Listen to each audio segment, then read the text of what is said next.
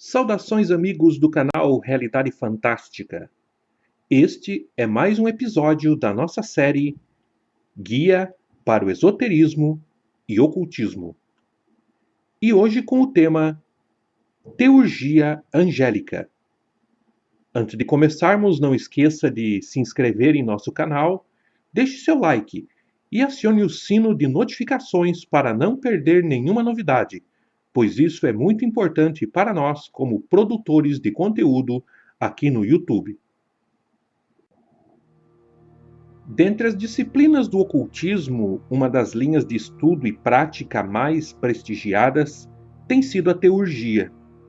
Ao contrário da teologia, que é o estudo crítico do divino, apelando exclusivamente para as faculdades objetivas ou intelectuais do homem, a teurgia prioriza uma participação na obra divina, através de uma ascese interior, que permita ao praticante elevar-se à imensidão cósmica e iluminar-se a partir de dentro. A teurgia, conforme proposta pelos místicos, foi um tema recorrente do neoplatonismo.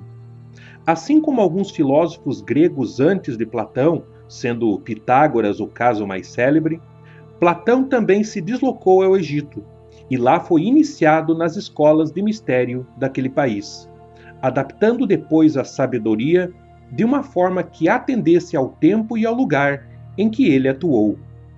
Séculos após Platão, a figura do iniciado egípcio Amônios Sacas deu origem a uma retomada dos postulados místicos do platonismo, adicionado ao misticismo egípcio, pitagórico, caldeu, judaico e mesmo cristão. Sacas foi seguido por iniciados como Plotínio, Porfírio e Jâmbico. Já Dionísio Areopagita foi responsável pela classificação angélica mais famosa, classificando as cortes angélicas em 9 coros, conforme o seu livro De Coeleste Hierarchia.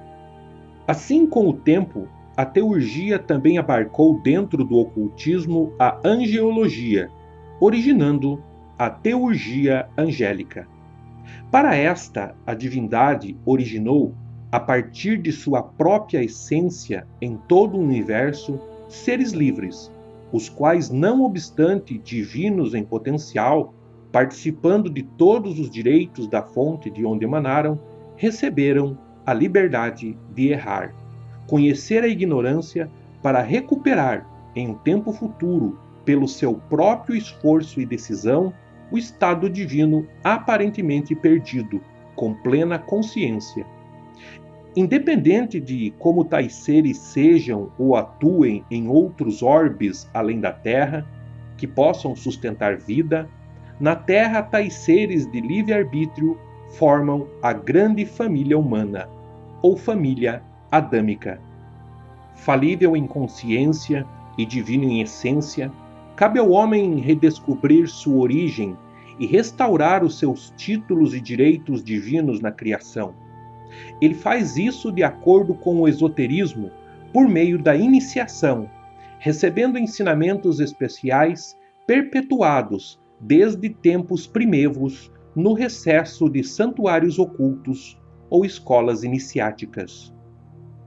Para a teurgia angélica, além desse tipo de ser de livre-arbítrio, como o ser humano na Terra, há seres que foram emanados pela divindade e que jamais conheceram a encarnação material. Como nunca perderam a lembrança de quem são verdadeiramente, bem como jamais deixaram de usar todos os seus poderes e habilidades outorgados pela divindade, a fim de auxiliar no grande plano cósmico da criação, nunca conheceram uma queda na matéria, mas permaneceram atuando nas esferas causais e sutis.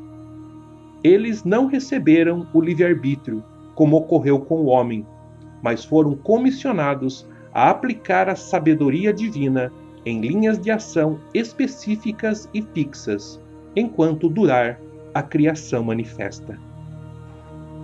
Tais seres na Terra receberam diversos nomes, de acordo com a cultura.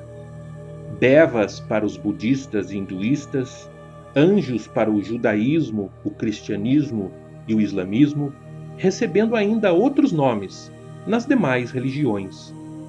Como é natural que o ser humano, em sua falta de conhecimento, costume atribuir suas próprias características àquilo que desconhece, assim como algumas culturas veem Deus como um super-homem, um ser poderoso com características humanas, geralmente um homem idoso e sábio, o mesmo ocorreu com os anjos ou devas, que receberam características humanas em algumas culturas religiosas.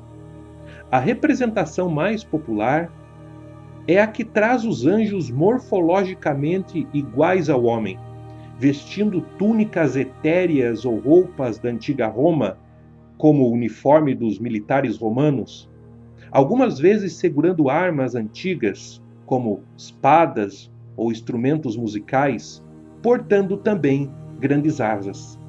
Se tal visão pode parecer para muitos simplista e até infantil, é compreensível do ponto de vista psicológico.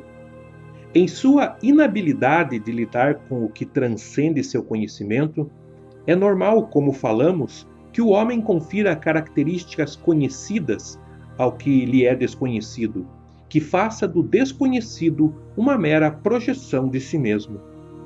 Mas os anjos, como os compreende o ocultismo, nada tem a ver com tais representações.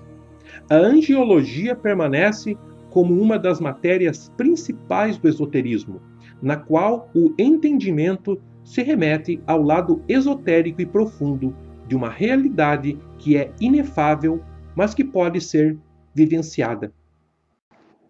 Lembramos que os próprios nomes dados na tradição judaica a alguns anjos, como Gabriel, Miguel, Rafael, etc., não são os nomes próprios destes seres, como muitos imaginam, mas sim os sons humanos arquetípicos que correspondem à força vibracional de tais seres. Em outras palavras, a força vibracional de cada anjo, quando foi conhecida pelos antigos místicos da tradição judaica, foi simbolizada e adaptada para a língua hebraica, gerando letras e sons, os quais, se aplicados corretamente, de acordo com um sistema preciso, podem acionar, por simpatia magnética, as forças correspondentes. O estudo místico da Cabala permite compreender, na prática, isso em profundidade.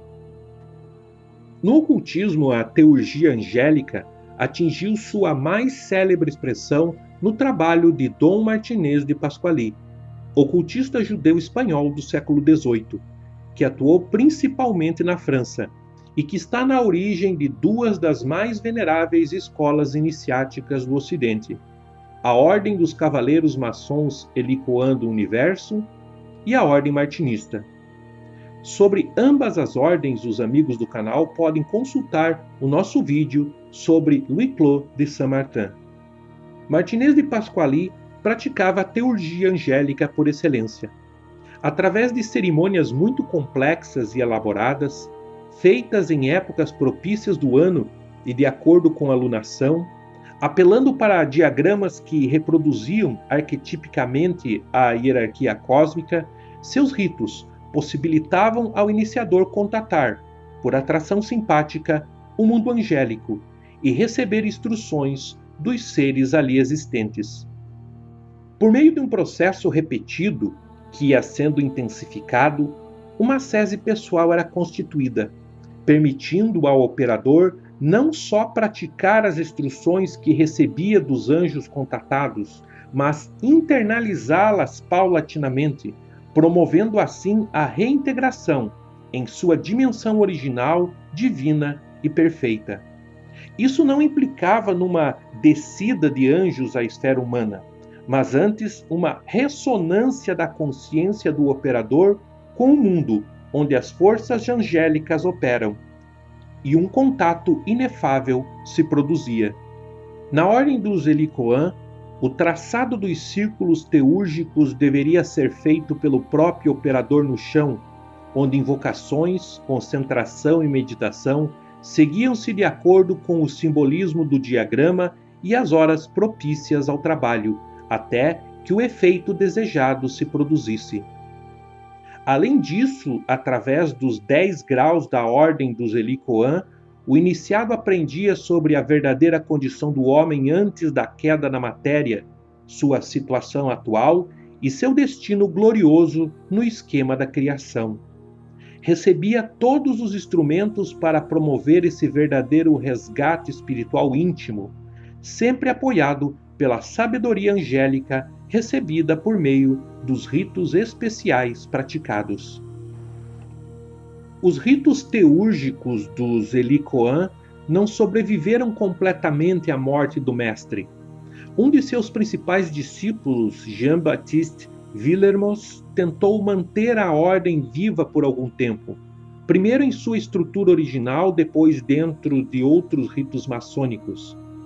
Outro discípulo dileto do mestre, Louis-Claude de Saint-Martin, preferiu substituir a teurgia pela teofania, um processo que ele chamava de via cardíaca e que requeria mais uma meditação profunda e uma ascensão da consciência para produzir os resultados do que a aplicação dos ritos elaborados de Martinez.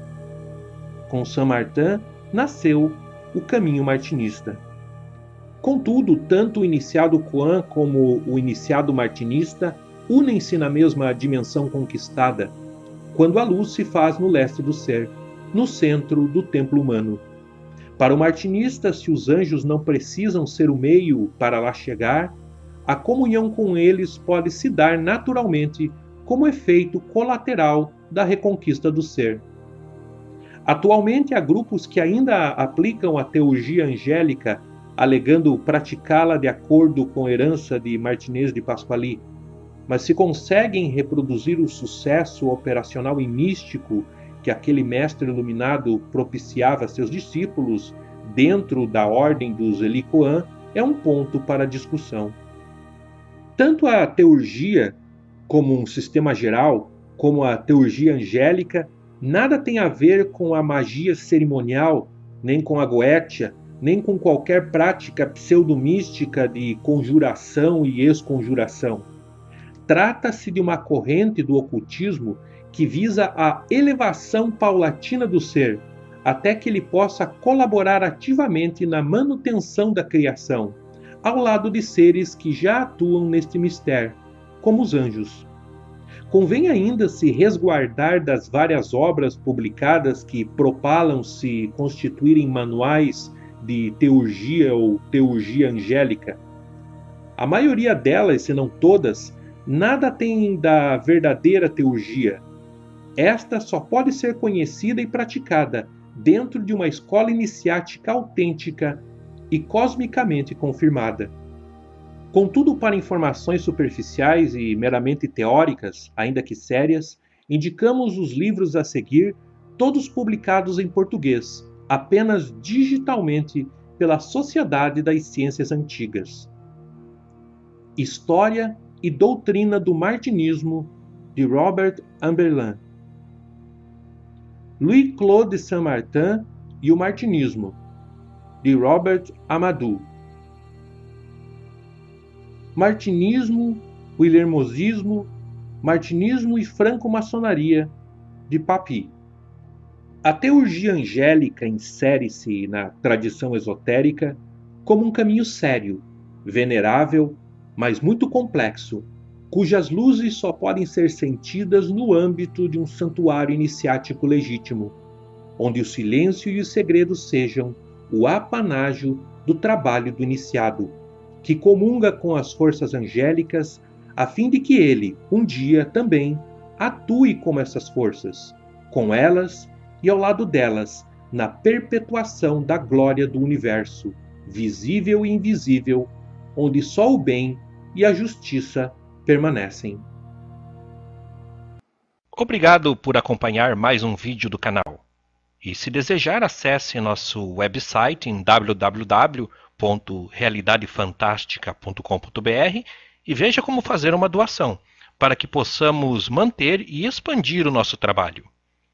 Até o próximo vídeo e lembrem-se, o mistério está entre nós.